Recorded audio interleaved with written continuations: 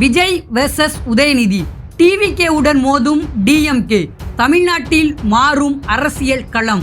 நடிகர் விஜயோட அரசியல் வருகை மற்றும் அடுத்த கட்ட நடவடிக்கைகளை எதிர்கொள்ள ஆளும் திமுக அரசு முக்கியமான திட்டம் ஒன்ன போட்டு இருக்குன்னு தகவல்கள் வந்திருக்கு. சமீபத்தில் மாணவர்களுக்கு விருது வழங்கும் விழாவில் பேசிய நடிகர் விஜய் தற்போது நேரடியாகவே பாஜகவோட அடிப்படை கொள்கையவே எதிர்த்து இருக்காரு. பாஜக உறுதியாக இருக்கும் நீட் விவகாரத்துல கடுமையான கருத்துக்களை வச்சிருக்காரு. அதுல தொடர்ந்து நடந்து வரும் குளறுபடிகளால நீட் தேர்வு மீது மக்கள் நம்பிக்கையை இழந்துட்டாங்க. இனி நாடு முழுவதும் நீட் தேர்வு தேவையில்லை அப்படின்றதான் இதுல இருந்து நாம புரிஞ்சுக்கணும். நீட் விலக்கு தான் இதற்கு உடனடி தீர்வு. சிறப்பு பொதுப்பட்டியலை உருவாக்கி கல்வி சுகாதாரத்தை மாநில பட்டியல்ல கொண்டு வரணும். கல்வி சுகாதாரத்துல மாநில அரசுகளுக்கு முழு உரிமை வழங்கப்படணும். மாநில பாடத்திட்டத்துல படிச்சுட்டு NCERT முறையில தேர்வு வச்சா எப்படி சரியா இருக்கும்? நீட் தேர்வு மாநில உரிமைகளுக்கு எதிரானது.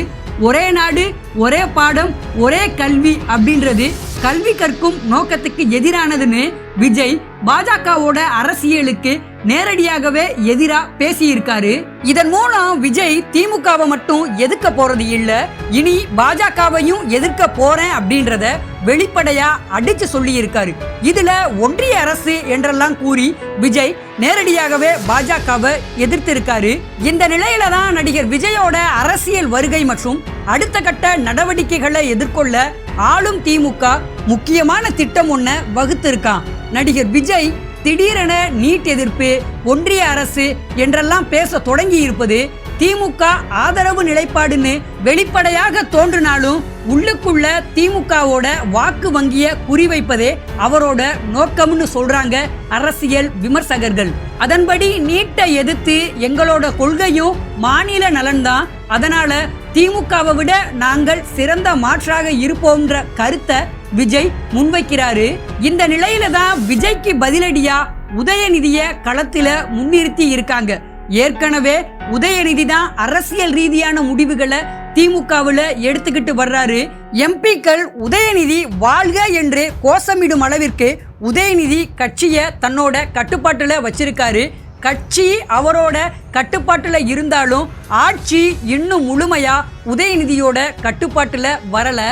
இப்படிப்பட்ட நிலையில தான் விஜயோட அரசியலுக்கு பதிலடியா உதயநிதிய ஆட்சி அதிகாரத்திலும் முன்னிறுத்த இருக்காங்களாம்.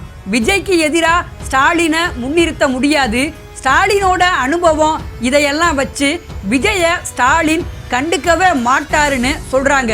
மாறா விஜய்க்கு உதயநிதி மட்டுமே பதிலடி கொடுப்பாருன்னு கூறப்படுது. அமைச்சர் உதயநிதி ஸ்டாலின் துணை முதல்வராகும் வாய்ப்புகள் உள்ளதா தகவல்கள் ஏற்கனவே வெளியில வந்திருக்கு. அவர்தான் இனி ஆட்சி அதிகாரத்துல முழு கவனம் செலுத்த போறாரு.